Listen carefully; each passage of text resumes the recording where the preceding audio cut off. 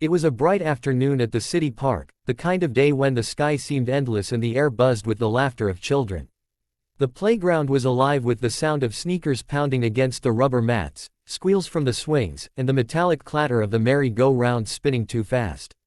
Parents sat scattered on benches, some chatting with one another, others scrolling through their phones as their kids darted from slide to sandbox. In the middle of all this movement sat a little girl who looked out of place, not because she didn't belong, but because nobody seemed to think she did. Her name was Emma, the daughter of one of the city's most powerful CEOs. Her father, Alexander Hayes, was known in the corporate world as a man who commanded respect, a man whose decisions shaped industries. Yet here, at the park, he was just a father, standing a few feet behind his daughter, feeling helpless. Emma sat in her wheelchair, her legs wrapped in a soft blanket, her small hands gripping the armrest as she watched the other children run past her. Her wide brown eyes followed them like a bird trapped in a cage watching others soar. Every now and then, another child would glance at her curiously, but then their parent would call them back, sometimes with a warning look that said, "Don't stare." Alexander noticed this each time, and it tore something inside him. He could buy skyscrapers, build empires, and silence his rivals, but he couldn't buy the one thing his daughter craved: companionship. Emma's lips trembled as she tried to force a smile, pretending she didn't care. She pretended she was fine watching from a distance. She pretended that the laughter didn't pierce through her like sharp needles. But when a group of girls around her age ran toward the swings, giggling and holding hands, Emma's chest tightened. She wanted to join them, to feel the swing soar, to scream with delight, but her body refused. She looked down at her legs, unmoving, and blinked hard to stop the tears. Alexander's phone buzzed in his pocket, but he ignored it. Work could wait. His little girl couldn't. He leaned on the back of her wheelchair, trying to start a conversation, but Emma's silence spoke louder than anything.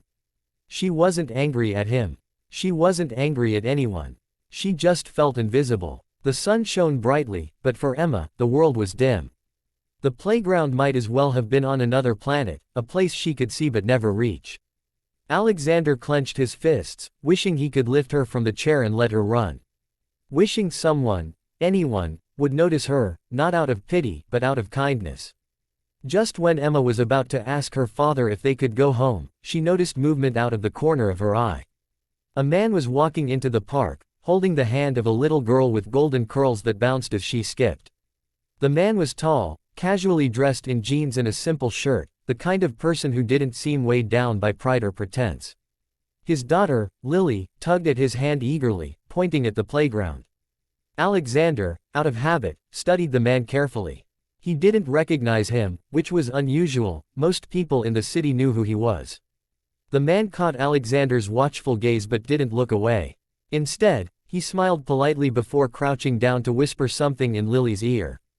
The little girl's face brightened, and without hesitation, she ran straight toward Emma. Emma stiffened, her heart thudding in her chest. She wasn't used to children approaching her. Usually, they stayed away. But Lily stopped right in front of her wheelchair and grinned. "Hi, I'm Lily," she said cheerfully, holding up a small doll with tangled hair. "This is Rosie. She's my best friend. What's your name?" Emma blinked in surprise. For a moment, words stuck in her throat. Then, softly, she whispered, "Emma." "Emma," Lily repeated, as if the name itself was something beautiful. She crouched beside the wheelchair, completely unfazed by it. "Do you want to play with us? Rosie loves tea parties." Emma's lips parted, stunned by the invitation. No one had ever asked her before. She glanced at her father, who looked equally taken aback. Alexander's eyes shifted to the man, who had now approached and stood a few steps away. His smile was warm, reassuring, nothing like the condescending pity Alexander was used to seeing in people's expressions. The man spoke softly, his voice carrying both kindness and respect. "My daughter would love to play with yours," he said. "If that's okay with you." For Alexander, it was a moment that seemed surreal. He had lived years watching people avoid his daughter, pretending she wasn't there. Now, here was someone breaking that wall effortlessly, treating Emma not as a burden, but as a child who deserved friendship. Emma's face began to glow with a hesitant smile. She nodded shyly. "I'd like that." The single dad bent down and gently adjusted Emma's wheelchair so she could move closer to the grass where Lily had already begun setting up her tea party. It was such a simple gesture, but to Emma, it felt like the world had shifted. Someone finally saw her. Under the shade of the big oak tree, Lily arranged her dolls and tiny plastic cups. Emma, still in her wheelchair, found herself drawn into Lily's world. Lily chattered endlessly, pouring imaginary tea, offering cookies that didn't exist, and laughing at her own jokes. Emma giggled, at first softly, then louder, until her cheeks hurt from smiling. Alexander watched from a distance, his heart swelling with emotions he couldn't name. He had seen his daughter smile before, of course, but not like this. This was different. This was joy that came from being accepted. He moved closer, wanting to capture the moment, but also not wanting to intrude.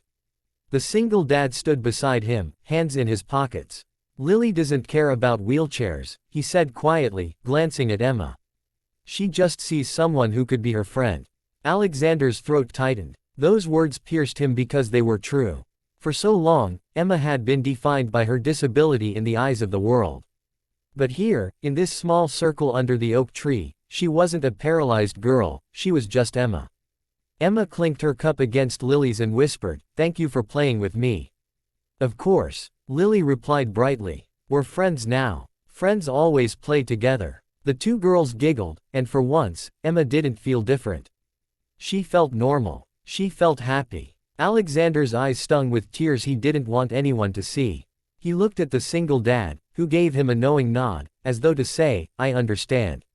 In that moment, Alexander realized something money could never buy, the power of kindness from strangers. As the sun began to dip lower in the sky, painting the clouds in shades of pink and gold, the two girls continued their game, their laughter echoing across the park. What started as a lonely day had turned into a new beginning. For Emma, it was the day she gained a friend. For Alexander, it was the day he saw hope for his daughter's future.